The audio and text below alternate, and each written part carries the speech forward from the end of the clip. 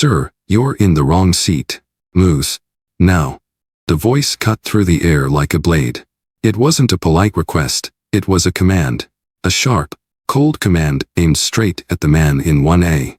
Jordan Miles looked up from the stack of merger documents in his lap, his calm brown eyes meeting the icy stare of flight attendant Karen Whitmore. She stood over him, arms folded, posture screaming authority. Behind her, a white man in an Armani suit, Ethan Cole, shifted impatiently, the toe of his polished leather shoe tapping against the carpet. "I'm sorry," Jordan asked, his voice even, almost too calm. Karen's hand darted out. She snatched the boarding pass from his hand without looking at it. "Fake tickets happen all the time," she said flatly. "This gentleman paid full price for first class. You'll need to move to the back." Gasps rippled through the cabin. A young woman in 2B, Lily Sanders, froze mid-sip of her coffee. Her phone was in her hand before she even realized it. Camera app open, recording. Jordan didn't move. "Ma'am, I've been flying with American Airlines for 8 years. Executive Platinum Elite. This is my assigned seat." Karen's smile didn't reach her eyes. Anyone can print a fake boarding pass these days. She jerked her thumb toward Ethan. "We have a real customer waiting." A murmur spread through the cabin, soft at first, then louder. Someone whispered, "Is this really happening?" Another voice, "Man, that's not right." The overhead speaker crackled, "Flight 771 will be departing in 17 minutes. Please take your seats." Karen didn't budge. Neither did Jordan. And then, the moment that would change everything, Lily tapped "Go Live" on TikTok. The title she typed would be shared across the world before the plane ever left the gate. Racial profiling in Seat 1A, American Airlines Flight 771. Within 60 seconds, 10 viewers became 200. In 2 minutes, it was 1,000. They didn't know yet, none of them did, that the man they were trying to push to the back of the plane actually owned a piece of it. And in less than an hour, every career standing in that aisle would be over. Jordan Miles wasn't just another business traveler in a tailored suit. At 38, he carried himself with the quiet confidence of a man who had fought his way up from nothing. 6'1", athletic build, sharp jawline softened by an easy smile. He was the kind of man people noticed in a room but couldn't quite figure out. Born and raised on the south side of Chicago, Jordan knew what it was like to be underestimated. He'd spent his teenage years juggling part-time jobs and late-night study sessions, chasing scholarships like other kids chased basketball dreams. That grind had paid off. He'd earned a degree in finance from Northwestern, then an MBA from Wharton. By the time he was 30, he was running his own private equity firm, Miles Capital Partners, a company with a portfolio stretching from tech startups in Silicon Valley to manufacturing giants in Detroit. His net worth wasn't public knowledge, but let's just say he didn't lose sleep over airline ticket prices. This trip wasn't just another flight for him. He was en route to Dallas for a closed-door meeting with the board of one of America's largest airlines. On the agenda, finalizing an $820 million investment that would make Miles Capital Partners the single largest private shareholder in the company's history. In other words, by this time tomorrow, Jordan wouldn't just be a passenger, he'd be part owner. And yet, here he was, being told to move to the back, like he hadn't paid for the most expensive seat on the aircraft. The boarding pass in his pocket wasn't just legitimate. It had been booked weeks ago through his corporate travel concierge. Seat 1A wasn't just any seat, it was his seat. A deliberate choice for a reason. He liked the extra legroom, the quiet before takeoff, and the ability to get off the plane first when the wheels touched down. It was a small luxury in a life built on hard work. But luxury had a strange way of disappearing when people decided you didn't belong. Across the aisle, Lily Sanders kept her phone steady, recording every second. She didn't know Jordan personally, but she knew the look in his eyes. That wasn't fear, it was calculation. The kind of calculation that comes from knowing you have more power than the people trying to push you around. What Karen Whitmore didn't realize was that Jordan wasn't just another passenger with a nice suit and an expensive ticket. He was the man who, in less than 24 hours, would have the power to decide her future with the company. And if she thought this was just about a seat, she was about to learn how wrong she was. Karen Whitmore's voice cut through the low murmur of first-class boarding like a whip crack. "Sir, I'm going to need you to gather your things and move to row 16. That seat belongs to another passenger." Jordan looked up slowly from the folder in his lap, the the kind of deliberate pause that made people lean in without realizing it. His calm brown eyes met hers, but there was no warmth, only steady, unflinching focus. "I believe you're mistaken," he said evenly, holding up his boarding pass between two fingers. "Seat 1A. Miles. Jordan. First class." Karen didn't even glance at the ticket. She crossed her arms and shifted her weight, planting herself in the narrow aisle like a roadblock. "Anyone can print those. We have a confirmed passenger for the seat, and he's waiting right behind me." The man she gestured to, a tall white guy in his late 40s with slicked back hair and a Rolex that caught the overhead light, stepped forward. His tone dripped with annoyance. "Finally. I've got a meeting in Houston in 4 hours, and I don't have time for this nonsense." Jordan's jaw flexed, but his voice stayed controlled. "I booked this seat weeks ago. My boarding pass is legit. If you scan it, you'll see it matches the manifest." Karen's lips curled into something between a smirk and a challenge. "Sir, we don't need to scan anything. I'm telling you this is not your seat. Please comply so we can avoid delaying the flight." Across the aisle, Lily Sanders lowered her phone for just a moment, glancing around at the other passengers. A middle-aged couple whispered to each other. A businessman in 2B raised an eyebrow, already sensing this was going to be worth watching. "Maybe you should just go sit in coach, buddy," Rolex man added, his voice carrying that condescending edge people use when they think they're in the right. "It's not a big deal." Jordan shifted in his seat, closing his folder with slow precision and placing it inside his leather briefcase. "It's a big deal to me," he said. "I paid for this seat. I belong here." Karen took a small step forward, closing the space between them. Her tone hardened. "Sir, failure to follow crew instructions is a federal offense. If you don't move, I'll have security remove you from this aircraft." The hum of conversation in the cabin went silent. Even the overhead announcements seemed to fade. Every passenger within earshot knew this was about to turn into something bigger. Lily's phone was up again, streaming live. In less than 60 seconds, her view count doubled. Jordan leaned back in his seat, eyes locked on Karen. "If you want me off this plane, you'd better make sure you understand exactly who you're dealing with." It wasn't a threat. It was a promise. And judging by the way the air seemed to tighten in that cabin, everyone knew they were about to witness something that would be talked about long after this flight landed. The quiet in the cabin didn't last long. It broke with a single voice from row 2, sharp and certain. "Hey, let the man sit in his seat." It came from a woman in her mid-30s wearing a navy business suit. She wasn't yelling, but her tone carried enough weight to cut through the tense air. A few heads turned toward her, then toward Jordan, then back to Karen. Lily's live stream chat was moving so fast now she could barely read it. Viewers were posting from different time zones, New York, LA, even London. Comments were flying. "This is discrimination. Call the news. Stay strong, brother." 2 rows back, an older gentleman in a baseball cap pulled out his phone and started filming from another angle. Then a young college kid in 3C tilted his phone, making sure to get both Jordan and Karen in the same frame. The white man in the Rolex was starting to look uneasy. "This is ridiculous," he muttered under his breath. But now it was clear his voice was less confident. He could feel the shift in the room. "Ma'am," a voice called from the back. "You're making a mistake. His ticket is legit.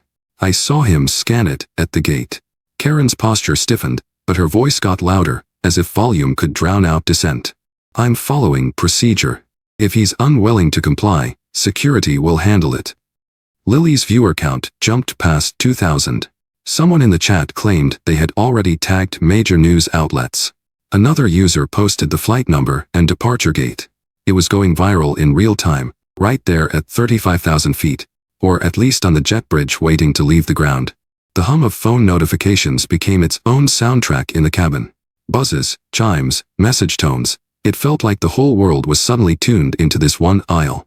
A middle-aged man in first class leaned over to Jordan and whispered, "Don't move. Cameras are on you. They can't bury this if it's public." Jordan nodded once, slow and deliberate. He wasn't going anywhere. Karen keyed her radio, voice clipped. "Ground control, this is Whitmore. We have a non-compliant passenger.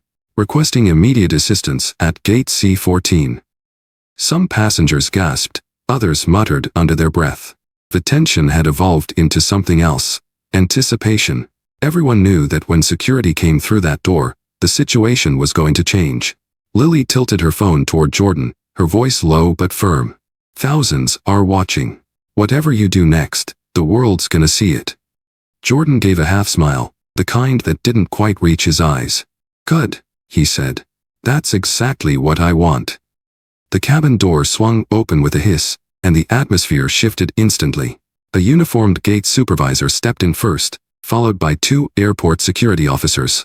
Their heavy boots echoed against the carpeted aisle, each step drawing more attention to the center of the storm. Row 2A, where Jordan sat, calm but unyielding. Karen's voice rang out with a practiced authority, almost triumphant.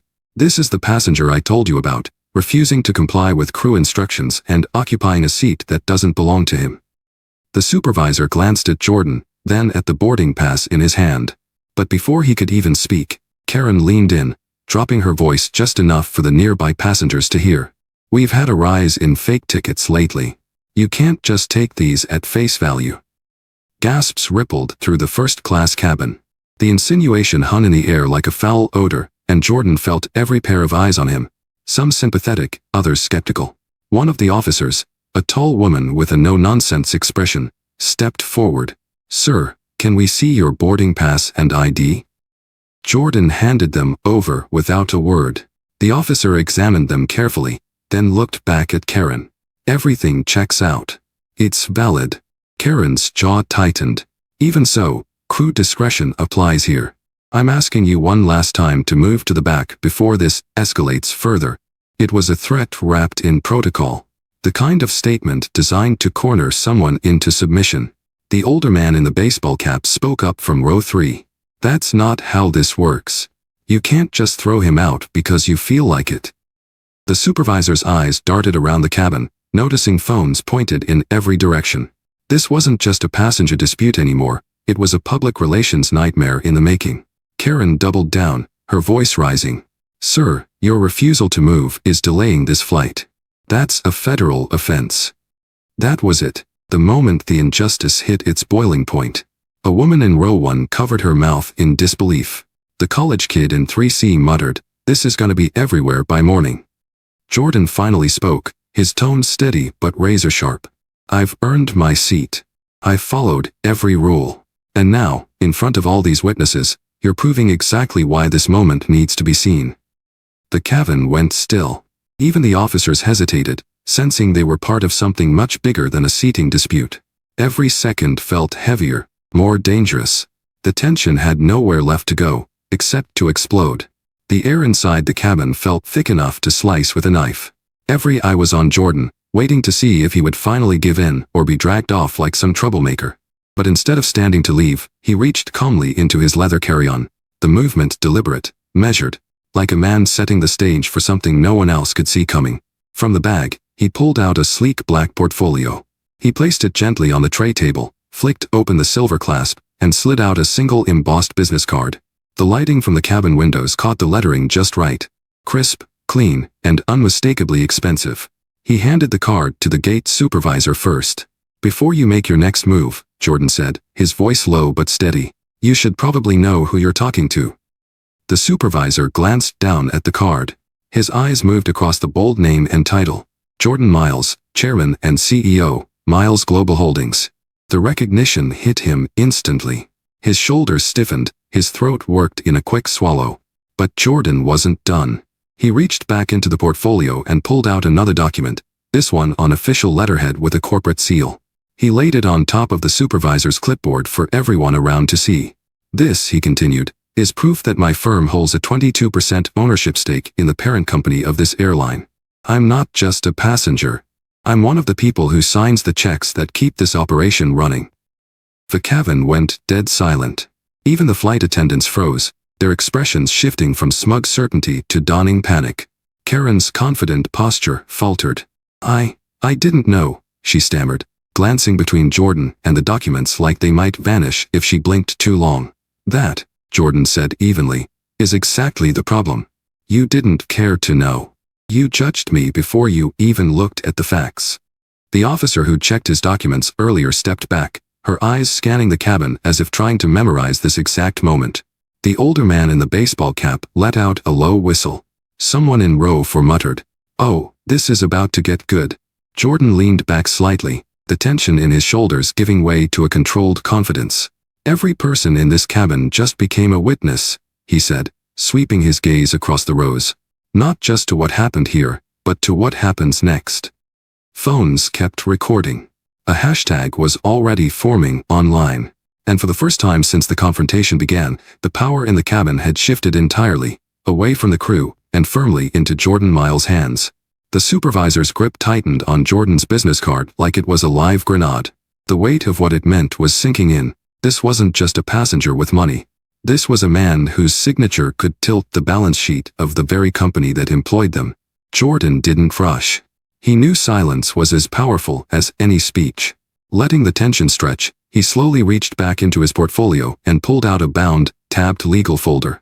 The front bore the silver crest of a major corporate law firm, one known in business circles for winning cases so big they made the front page of the Wall Street Journal. He opened it flat on the tray table for everyone to see. "These," Jordan began, "are preliminary filings for an injunction against this airline, filed under federal anti-discrimination statutes.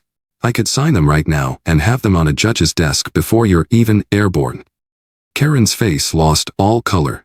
The other flight attendant, who had been avoiding eye contact, suddenly found the floor intensely interesting. "And just so we're clear," Jordan continued, flipping to another section, "my legal team is on standby, watching this entire incident live via passenger streams. That's the advantage of 5G and very expensive attorneys. They have already documented every word, every gesture, every refusal to check the facts." The officer by the aisle shifted her weight, her jaw tight. She understood what was happening. This wasn't a man bluffing his way into respect. This was a man with the resources to dismantle a corporation's defense strategy before it even started. Jordan tapped his phone, pulling up a stock market app. The cabin screens caught a faint reflection of red numbers. "Your parent company shares are already down $1.60 in after-hours trading," he said calmly. "That's about $400 million in market value gone, in less than 20 minutes. Imagine where it'll be when this story hits every news outlet in the country." A murmur ran through the passengers. The businessman in 3C whispered something to his seatmate, eyes wide. Phones tilted, catching every detail. Jordan didn't stop there. "I have calls scheduled with 3 of your largest institutional investors, BlackRock, Vanguard, and State Street. If they pull out with me, you're looking at over $2 billion in evaporated capital. That's not a threat. That's arithmetic." He leaned forward, his tone sharpening. "So here's how this is going to work. In the next 5 minutes, you're going to decide whether this airline begins an immediate and public course correction, or whether you're going to hand me the legal ammunition to own this company's next headline." The supervisor's Adam's apple bobbed. The weight of those 5 minutes pressed down on the entire crew. For the first time since the boarding began, no one dared to speak over Jordan Miles. At first, the cabin had been split, half the passengers too uncomfortable to get involved, the other half muttering under their breath but staying glued to their seats. But as Jordan's words sank in, something shifted. The silence wasn't fear anymore, it was recognition. A woman in the second row, maybe in her 60s, stood up. "He's right," she said, voice trembling but strong. "I've flown this airline for 30 years. I've never seen anyone treated like this, not unless they looked like him." A younger man in a hoodie turned his phone toward himself, speaking to his live stream. "This is real-time corporate justice, people. This is what happens when they pick the wrong guy to mess with." The energy inside the cabin began to change, like a tide pulling in the opposite direction. A father traveling with his teenage daughter leaned out into the aisle. "Sir," he said to Jordan, "you want my video footage? I've been filming since the first minute they confronted you." One by one, passengers started speaking up. "I'll send mine too. Got the whole thing on TikTok. I tagged every news station in the city." It wasn't just moral support now, it was an alliance. The officer, who'd been quiet until now, cleared her throat. "Folks, please stay seated," but the crowd wasn't listening to her. Their attention was on Jordan, not the uniform. The balance of power had shifted so completely that the crew looked like guests in their own cabin. A man in first class, the type with a designer watch and an executive haircut, leaned forward. "Mr. Miles, I run a PR firm. If you want, I can have your statement on national outlets within the hour. Karen, the lead flight attendant, stood frozen near the galley, realizing for the first time she was outnumbered, not by force, but by truth. The murmurs swelled into open conversation. Laughter, outrage, disbelief, it all mixed together, and for the first time since boarding, the sound wasn't oppressive. It was liberating. The passengers weren't just witnesses anymore. They were participants. And that was the moment the airline lost control of the narrative. The cabin no longer belonged to the crew. It belonged to Jordan Miles and the hundreds of thousands watching from their screens. Jordan waited until the murmurs died down, his eyes scanning the faces around him. The fear and humiliation from earlier were gone, replaced with the quiet, deliberate confidence of a man holding all the cards. He adjusted the cuff of his tailored jacket, then spoke in a tone that was calm but impossible to ignore. "Let's be very clear," he began. "This isn't about me getting my seat back. This is about what happens after I step off this plane. Because if nothing changes, this exact scene will play out again, just with someone who doesn't have the platform or resources I do." He reached into his leather carry-on and pulled out a thick folder. The logo on the cover caught the light, Miles Equity Partners.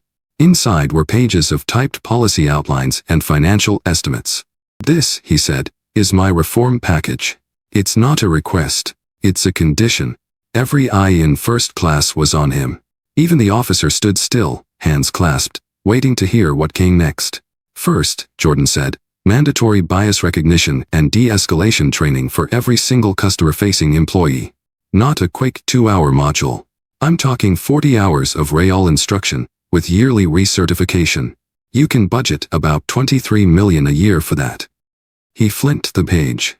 "Second, I want a real-time incident monitoring system, AI that flags discriminatory interactions before they turn into situations like this. Cost of development, $65 million, with annual maintenance at 12. The lead flight attendant swallowed hard. Jordan didn't look at her. "Third, you're going to hire an independent civil rights ombudsman, someone with the authority to investigate complaints and terminate employees for proven violations. That position reports directly to the CEO, not middle management." He paused, letting the words hang in the air. "Fourth, quarterly diversity audits by a third-party civil rights organization. Findings published publicly, every time. And then, the final demand. Fifth, you'll create a $50 million scholarship fund to train and support underrepresented communities in aviation careers. Pilots, mechanics, flight crews. This industry needs more diversity at every level." He closed the folder and set it on the empty seat beside him. "You have 24 hours to agree. Fail, and I'll personally initiate a full divestment from your company, followed by a public campaign that will make this live stream look like a warm-up." The crowd didn't cheer. They didn't need to. The silence said everything. It was the sound of an ultimatum being weighed in real time, and everyone knew it. The cabin air felt heavier now, thick with the kind of tension you could almost taste. Every passenger sat motionless, as if any sudden movement might shatter the fragile silence. Outside the windows, the late afternoon sun reflected off the tarmac, throwing long streaks of gold across the aisle. Carmen Ramirez, the airline's regional director, stood in the narrow space between first class and the galley, her tablet clutched to her chest. She had been in corporate negotiations before, hard ones, but never with an audience of hundreds on the plane and tens of thousands more watching online in real time. "Mr. Blake," she began carefully, "your proposals are substantial. Implementing them on this scale will take time, coordination, and—" "Muddy," Jordan cut in, his voice steady but edged with steel. "Yes, I'm aware. And every dollar will cost you less than the market value you're bleeding out by the minute." A murmur rippled through the cabin. Carmen's jaw tightened. She glanced down at her screen, where live social media updates scrolled like a stock ticker, hashtags calling for boycotts, news outlets demanding statements, influencers sharing clips of the confrontation. Every passing second was another dent in the company's image. 24 hours is unrealistic, Carmen tried again. "There are processes." "You don't have 24 hours, Jordan said, leaning forward slightly. "You have until this plane touches the ground. After that, the narrative is out of your control entirely." Behind Carmen, the head flight attendant shifted uncomfortably, clearly realizing the gravity of the moment. The officer who had been standing near the cockpit crossed her arms and looked away, as if she already knew where this was heading. Carmen exhaled slowly. She was cornered. Jordan knew it, the crew knew it, and the passengers knew it. "I'll need to speak with corporate immediately," she said. Jordan nodded once. "Do that. And remember, this isn't just a negotiation. It's your one chance to prove your company can still lead the conversation instead of cleaning up after it." Carmen stepped toward the cockpit phone, her shoulders tense, every movement heavy with the weight of a decision that could change the company's future before the wheels even left the ground. 6 months later, the story of Flight 228 was no longer just a viral video. It had become a case study in corporate accountability. News outlets still referenced it, business schools analyzed it, and industry conferences used it as a turning point in how companies handled bias and customer relations. Jordan Blake's name had become synonymous with quiet but decisive power. After the confrontation, the airline had agreed to every reform he demanded: bias training, an independent ombudsman, real-time monitoring systems, and a multi-million-dollar scholarship fund for underrepresented students in aviation. The headlines at the time had been brutal, but in the months that followed, something remarkable happened. Customer satisfaction scores surged, stock prices rebounded, and even the airline's harshest critics began to admit they were becoming a model for inclusive service.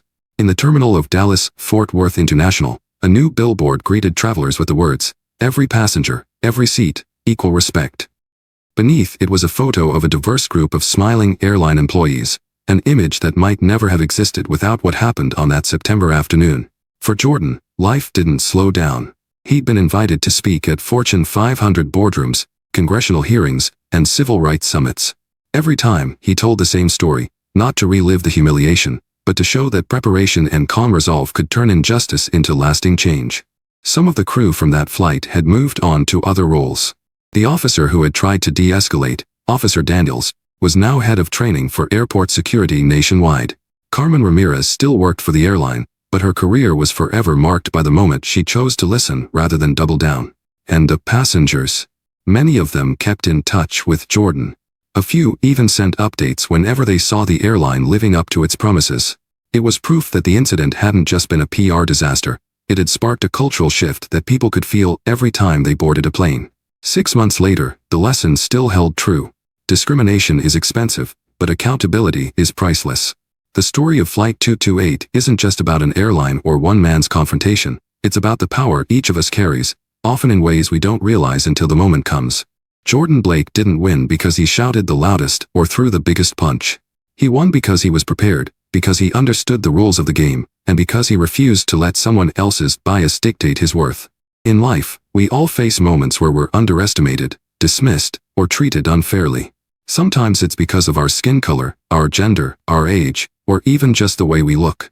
The truth is, you can't always stop bias from showing up at your door, but you can decide how you respond when it does. Preparation, composure, and the courage to use whatever leverage you have, whether that's knowledge, resources, or the truth itself, can turn a moment of injustice into a turning point for change. Jordan's story is proof that power doesn't always look like a raised fist. Sometimes it's a calm voice, a clear set of facts, and the patience to let the other side walk right into the weight of their own mistakes. It's also proof that social media, when used wisely, can hold even the biggest corporations accountable in real time. Here's the lesson. Don't let the moment you're tested be the first time you think about how you'll respond. Learn your rights.